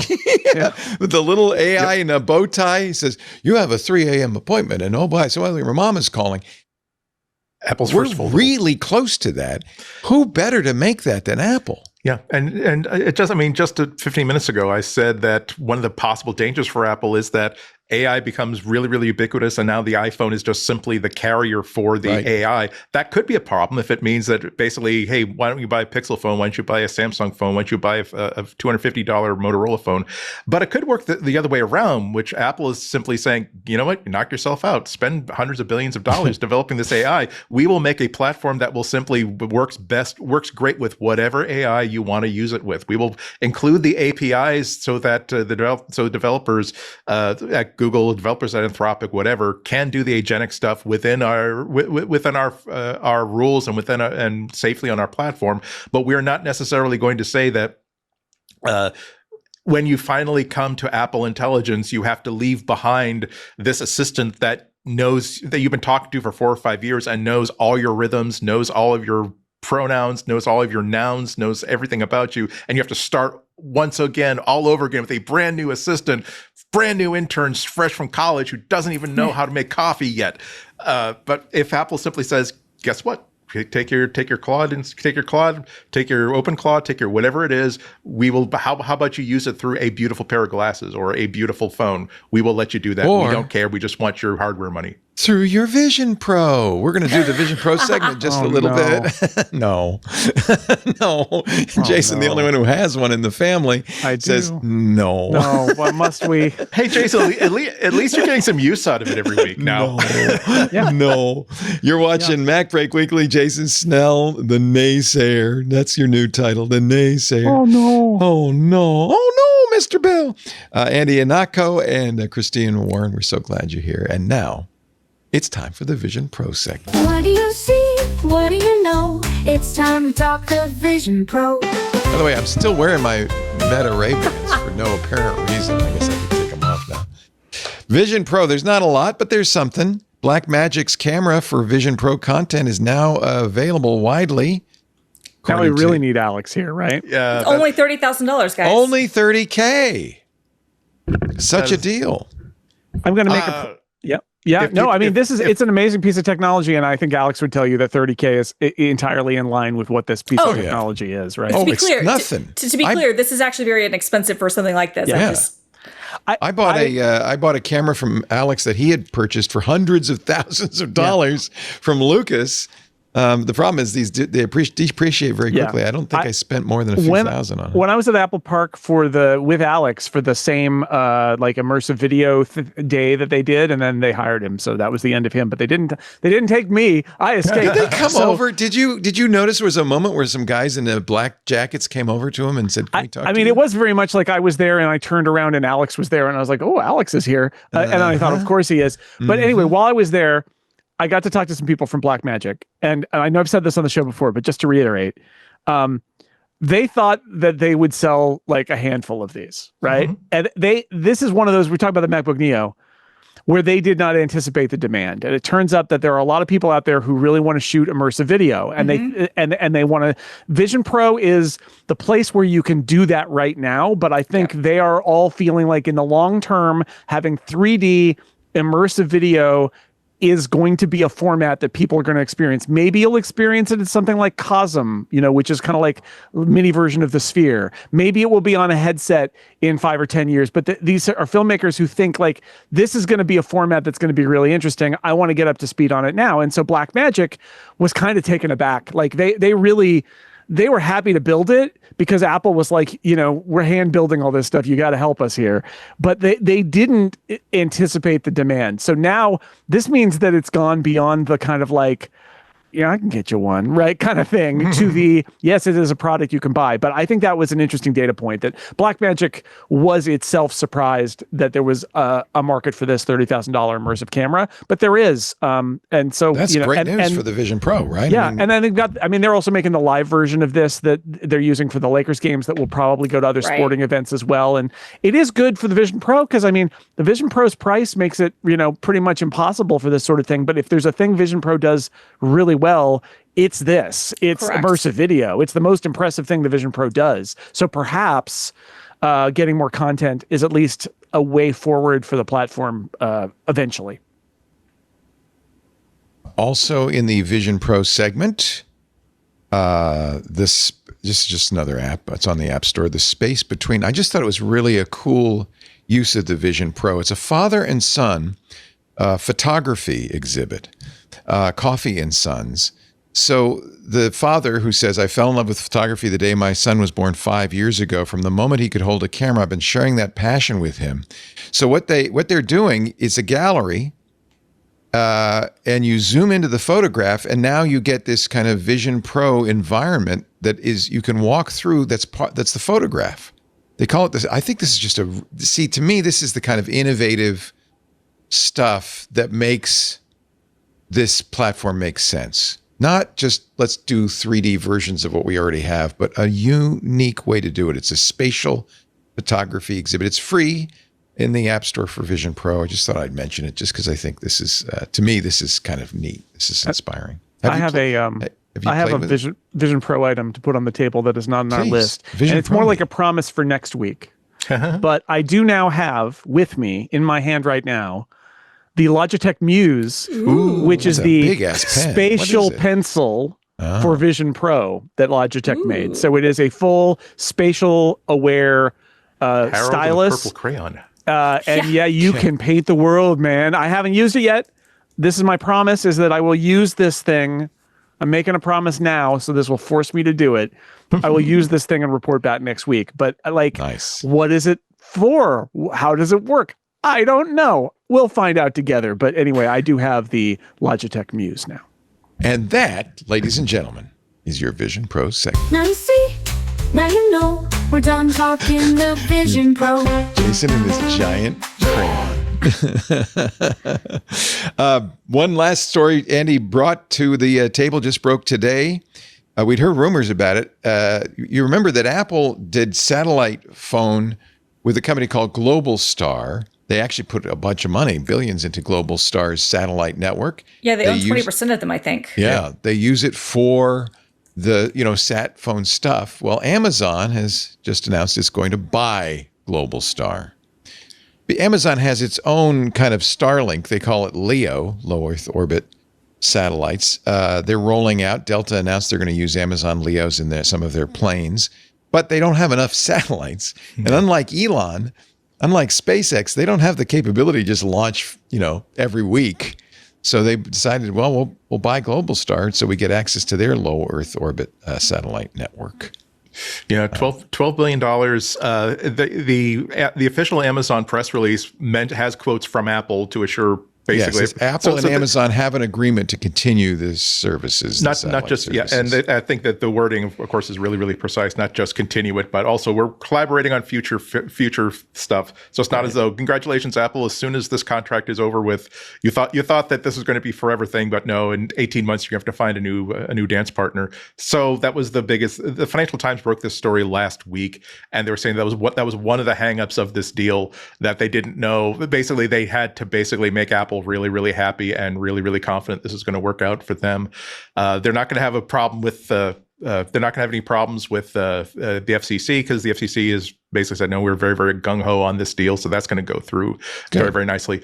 But it's kind of like what Jason said earlier, that this was a $12 billion deal, which is an enormous amount of money, but Apple could have written that check and not have to worry about buying groceries that week. They could have bought that. But they aren't doing what Amazon's doing, right? Yeah, I know, creating a satellite internet. But I say that's the sort of power of operational power that Apple actually has, and it's interesting buying into the future, because of course Blue Origin hasn't been doing as well as SpaceX, but they do have launch platforms. They are going from like the new Shepard to the new Glenn, so they are basically trying to get into the low Earth, delivering things to low Earth orbit business. They have had to fight Elon Musk. Elon Musk, at least a year and a half ago, was filing petitions after petitions with the FCC saying, oh, no, you shouldn't. Blah, blah. It's getting really crowded up in space. I don't think there'll be room for our 20,000 satellites and Boeings and Amazon. So you basically better just give us exclusive access to low Earth orbit. That's what surprised me, that the government said they'd approve it, because I really thought Elon would make a phone call and say, no. This is something that he's been on even in the previous administration. Basically, he does not like whereas he doesn't like competition. Well, no, I'm sorry. I meant the FCC Commissioner, Brendan Carr. Like, he was basically, for two administrations, it was like, well, if we're going to increase access to broadband in the United States, basically we want to invest in infrastructure. We want to basically have all these companies lay fiber optic cables and basically do terrestrial stuff. Whereas Brendan Carr's position has been, we can make this happen really, really fast if we basically make satellite communications like really popular and really, really accessible, and remove roadblocks to more of these networks being put in. Basically, that solves the problem of if you have a rural district that doesn't have access to broadband, you ship them a box and they set it up, as opposed to they wait 2 or 3 years for permitting and right-of-ways for all these trenches to be dug. I think that's short-sighted. It's not the first thing that I disagree with our FCC commissioner about, but it is I respect the point of view. I just disagree with it. But that's the reason why I think deals like this were very, very easy to make, because it basically promotes his long-term agenda of let's increase access to broadband through satellites, not through fiber. All right, ladies and gentlemen, we're glad you're watching MacBreak Weekly. Glad you're here. Especially glad to have our club members in the audience today. Thank you very much for your generous contributions. $10 a month.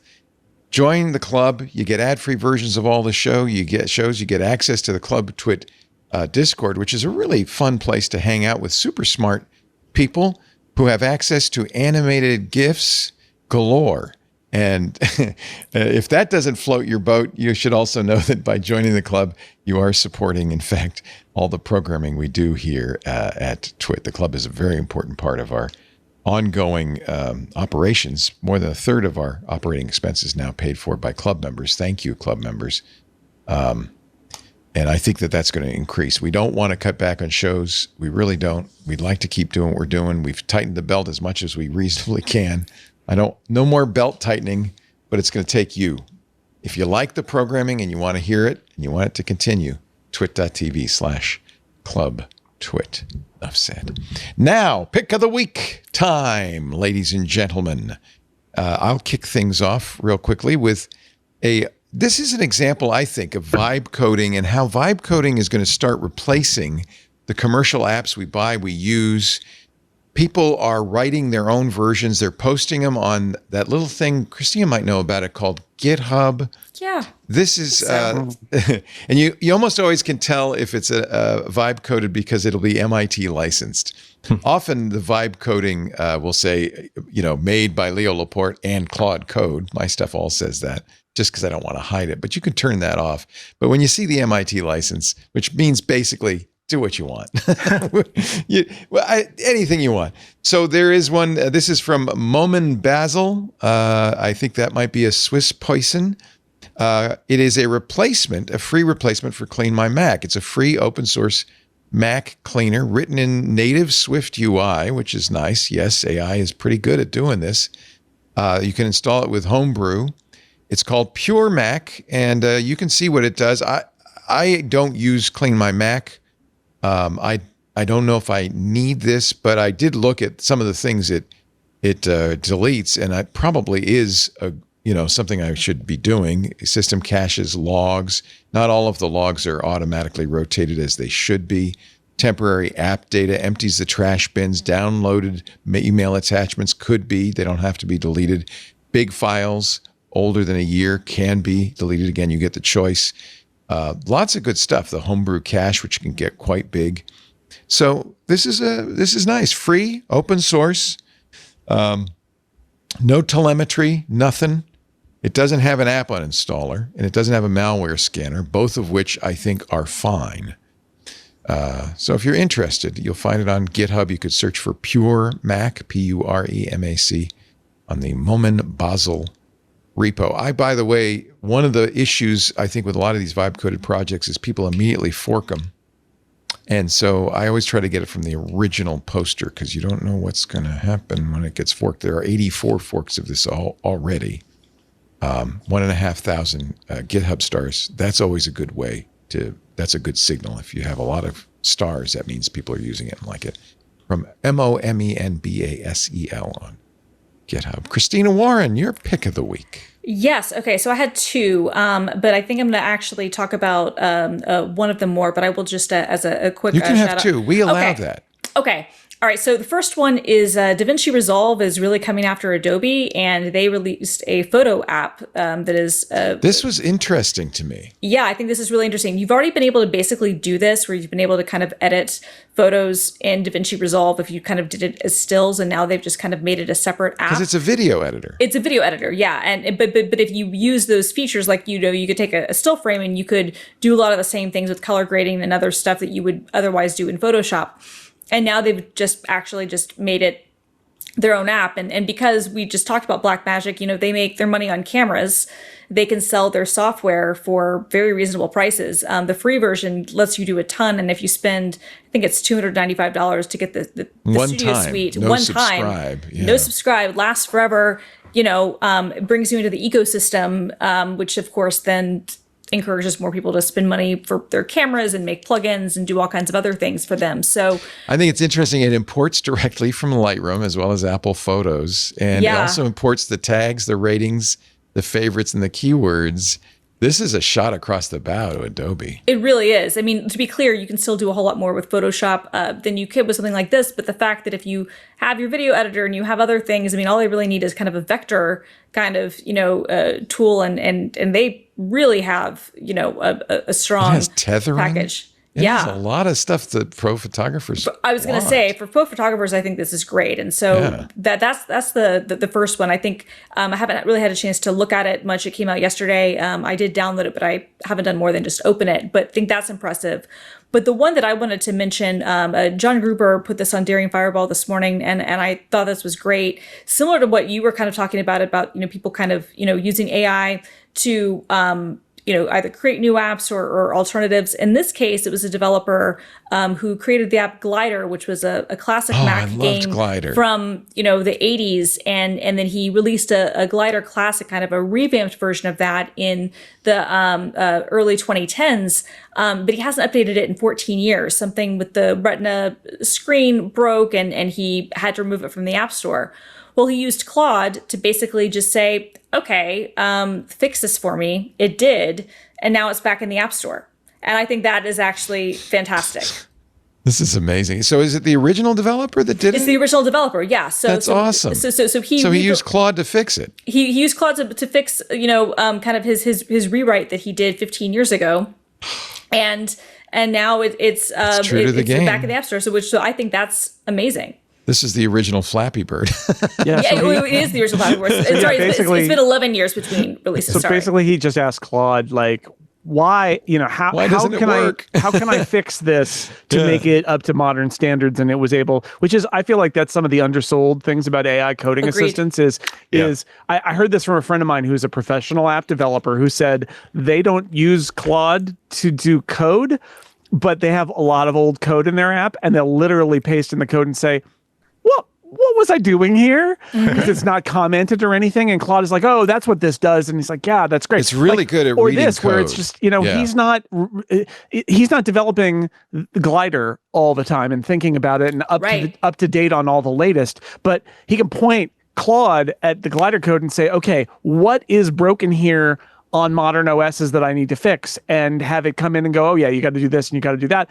And then boom, it's back in the story. Isn't that great? That's great. Yeah.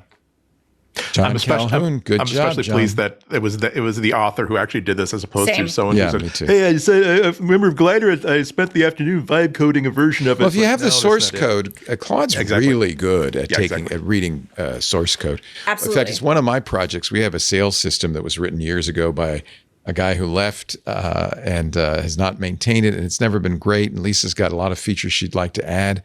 And I've got the source code. I'm going to have Claude rewrite it. And I said, Lisa, all you have to do is sit down with me. I'll show you an MVP. You add features you want, and I'll type, and we'll make it work. That's very exciting. There's a lot of COBOL code that Claude can very easily rewrite. We live in interesting times. Yeah, thank you for that, Glider. Thank you, John.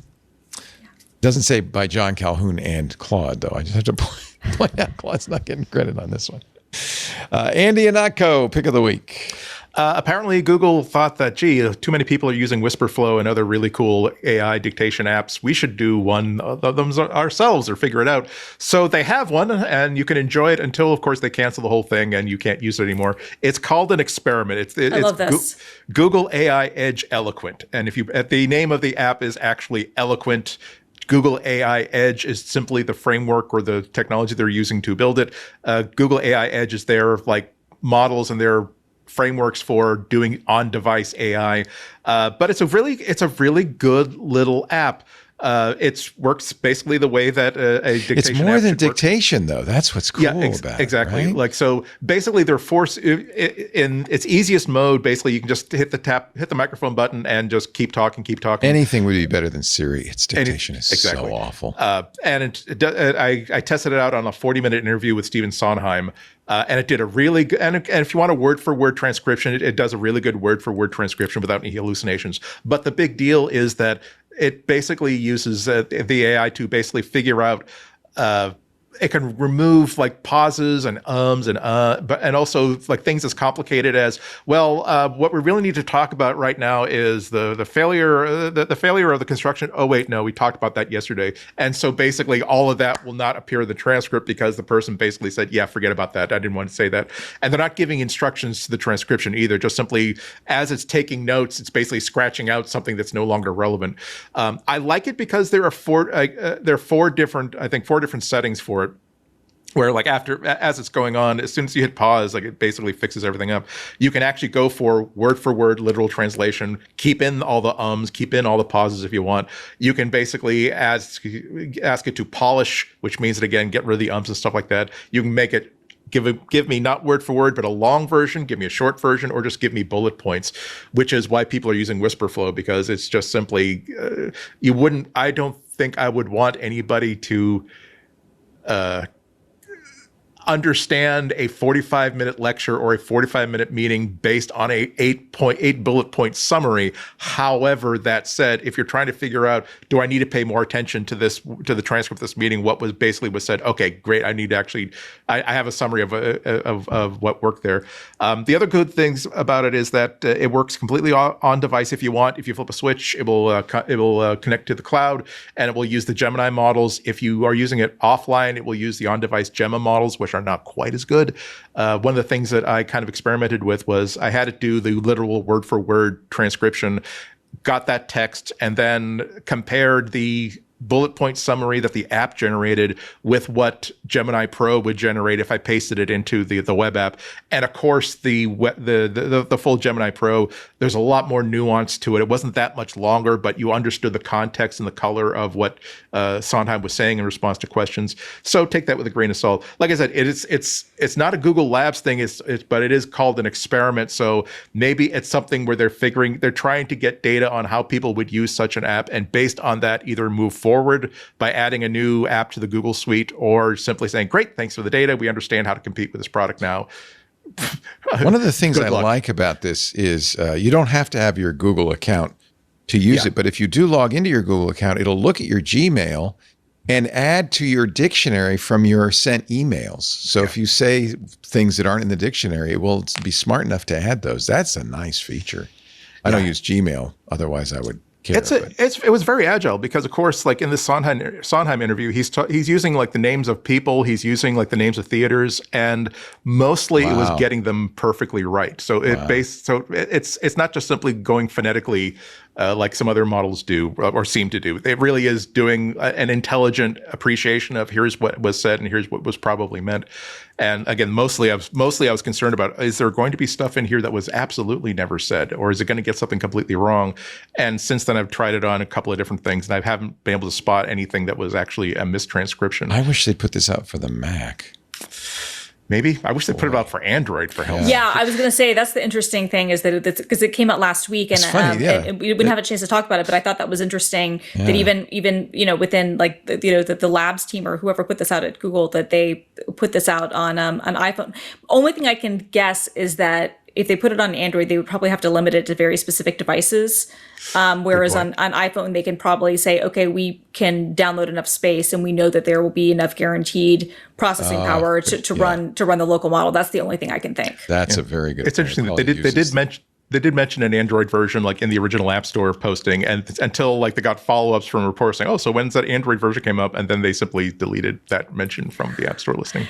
That's interesting. It's probably using Gemma, which is their latest. They are using Gemma. Yeah, very smart, very small on-device model. We talked about it a couple of weeks ago. You can actually download that as well as part of their Edge product. Very interesting. I just downloaded it. Anything. I wish I could just have it use that all the time, though. Anything's better than Siri. And Siri's better than typing on the stupid keyboard. So. I use the voice recorder all the time app on my Pixel phone because it does such a good job in transcription. Yeah, and it's much better. And it's just the number of times where it saves your bacon is just immense. The biggest problem I have with Siri is I have to give it punctuation, period, comma, new paragraph. And Whisper and all the other stuff I use everywhere else does that automatically. So now if I get in the habit of saying period at the end of sentences, it shows up now on my Whisper dictation when I'm talking to other things. So I will say that I will just quickly. I do like that because the thing is, like, the transcription that it produces is just one big blob of text, even though it's an interview with two distinctive voices. And I'm like, couldn't you just at least break it up into different voices? So when I do voice dictation with Siri, I like being able to say new paragraph, like, oh, delete that, delete the next sentence. Yeah. An AI should be smart enough to do that, but. I guess that leaves one more person on the panel. Your pick of the week. Dun, dun, dun. One of them will die. Something else. Mine's really easy, which is it's straw poll. Oh yeah. I cannot believe I have not mentioned it before. A lot of people are fans of Doodle back in the day. Straw poll is like a competitor to Doodle. I think it's better, certainly better for my purposes. I actually pay for it, but there's a free tier as well. If you're trying to get everybody together for a meeting or a podcast, which is what I use it for, or anything else, and you look, back in the day, I used to do this. It was like an email thread or a Slack message, which is like, all right, well, I could do it Tuesday or Thursday or Friday. And then somebody replies, well, I could do it Thursday and maybe Friday. And somebody else says, well, I could just do Tuesday and Friday. And it's like, gah. Can I just say, for people who are listening and not watching, visually, Jason has the expression of a man who knows pain. He's reliving something he's trying doesn't want to relive. This is the proverbial herding cats, right? Especially if you're trying to get people who are like, I work in my garage. I work with people in lots of other places. So it's really disparate. How do you get people on the same page? Doodle will let you do it. They've got a poll option, but they've also got this schedule a meeting option. You can pick dates. You can put in times. It's all set to the local time zone of the user. So everybody, you're like, oh, I'm free at 9. Oh, not 9 your time, only 9 my time. They will see it in their time zone. And then there's like a quick grid at the end of it where you can see everybody's availability and you're like, oh, everybody's available then. Let's do it then. And then you're done. It's really nice. You can start using it for free. I pay for some extra features, but like, especially if you're still using Doodle, which is, it's okay, but straw poll is better. Little developer. It does the job. If you are listening to me describe this, you have probably, if you felt this pain, try straw poll. It is a much better way because you're literally giving the people you're trying to organize boxes to check about when they're available. And then you get to see, oh, that's when everybody's available. Problem solved. And it's like, it's a huge benefit. I use it all the time and I can't believe I haven't picked it before. So I'm picking it. We had a listener many years ago who wrote strawpoll.me. We used it a lot. This is good, though. I've written my own straw poll right now. Which one will die? Anthropic, OpenAI, Amazon, Google, Apple, or Chuck Norris. And you can go and you can vote on it. So you get a link, which you can customize. Right. So that's the poll, which is sort of their primary focus. But then they've got the schedule a meeting feature, which is what I use like all the that time, a lot. That's really so good. And it'll By the let way, you do. Fantastical will do that. It's one of their newer features. The issue is that then you're building it in an app, and then everybody else gets a box. Like what I like about Straw Poll is it's just a web page. Yep. Nobody needs to do anything Very weird. simple. You can just go there. There's no onboarding. And it's and there's an if need be option, so you can people are like, well, I'll do it if I have to, but I don't want to, which can be really useful because like if there's all green, it's solid. If there's like all green except one person is kind of yellow, like if need be, you can go to them and say, is this going to be a problem? And they usually, in my experience, they're like, no, if that's the only time people can make it, I'll make it work. And it's really smart, very good, very nice. And you can use it for signups for things where there's a limited number. You can say like only let somebody sign up for a couple of these or whatever. And that'll work too. So there's some flexibility in it. Really love it. Strawpoll.com. That's love it. Simple. Thank you, Mr. Snell. Yes. Thanks all of you. We really appreciate it. It's always great to get together on a Tuesday, even if my network fails and everything's going wrong. And I appreciate your patience. For nothing much happening this week, it was a banger of a show. It was a banger. It really was. Thanks to you guys. Half of those stories were stuff you found. So I appreciate it. Andy Anako always does a bunch of great stories. Do you still do the post-show recording? No, I did that for a few weeks. I did not find an efficient way to keep on doing it. Plus, I've got another project that needs my time. I hope to revive that in some way, shape, or form because I keep hoping I can figure out video at some point because it looks like a lot of fun. It's just I don't know how to do it efficiently. Yeah, no, I know. I don't know how to do it efficiently either, but it's my day job, so I have to. Thank you, Andy. Andy Anako, IHNATKO. Just remember how to spell it. Someday it will come in handy. Yes. Christina Warren, she is a developer advocate at Beautiful GitHub, which we love. Keep up the good work there. I'll tell you, I am now up to 13 repos on GitHub, about 3/4 of them Claudes. Heck yeah. It's great. I love it. It's fantastic. Thank you for the work you do there. Thank you for being here in the Alex Lindsay Memorial Chair of Distinction. Film_girl on Blue Sky and elsewhere. Anything else to say, to relay? Your opportunity here. Is Teddy Ruxpin working yet? I have not played with Teddy Ruxpin. He was not working a long time ago, so he is just for decoration. But he looks like he's dying to say something. See, now you got to tie it into your Claude, and then it could I was going to say this is the real thing, right? Like remember the company, a few months back, that the Chinese company that sold the AI teddy bears that said terrible things and gave kids advice on how to like set things on fire, which is amazing. See, now I think I could just do like a DIY one of those things myself. I don't know if I could get the mouth moving. I think that would be the hard part, but otherwise, I think that would probably be not that hard. It should to make a mod. It should be coming out of Teddy's face. Absolutely. Yeah. Thank you, Christina. Jason Snell, he's at sixcolors.com. He does so many podcasts. I don't know how he keeps them all straight. You'll find him at sixcolors.com/Jason. Yep. It's great to be here talking about For All Mankind again, right? Is that this podcast? Oh, no, that's a different podcast I do. Well, anyway, whatever podcast this is, it's been great to be here. And what's your favorite show right now? Is it For All Mankind? Oh, right now. Wow. Well, I mean, The Pit is just about ready to wrap. And I think I think The Pit is kind of tops and Shrinking just wrapped. And it's really great, too. For All Mankind, it's weird because I am reviewing it every week. So I'm seeing it out of sync with everybody. And, and taking notes while I watch it, which is not a normal thing I do with television shows. But I do love it. It's my exact, it hits all the good spots of like space stuff and all of that, and that's been a fun ride. It does wild.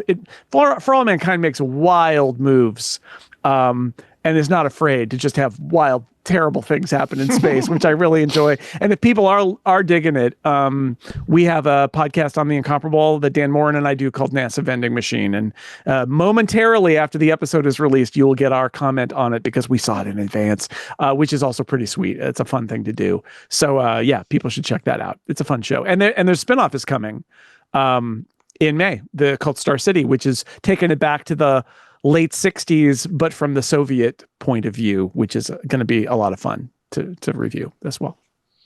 Well, there you go, ladies and gentlemen. Christina, did you have a favorite show? I can't ask Jason No, not ask you. Well, no, I mean, I actually similar to Jason. I think like The Pit is it's been my favorite show, and that ends this week. Hacks just started back up, and Hacks has been so good. It's been a favorite of mine, and I really like that. Euphoria also started. It was the first episode was not good, but I'm holding out hope that it will get insane. And I'd have to go watch out all on a the fun- old episodes because it's been so damn long. well, that's the problem. I like went back and like tried to like remember like what had happened, and I was like, maybe the moment for this show has ended. But yeah. No, I'm looking forward to The Pit ending, and I'm really looking forward to Hacks, the final season of Hacks. I just wanted to warn people about the Apple movie Comeback featuring Keanu Reeves, which is god awful. Just wanted to warn you. You might want to watch it because it's so awful, especially featuring Jonah Hill in a weird beard doing a weird character that just doesn't work.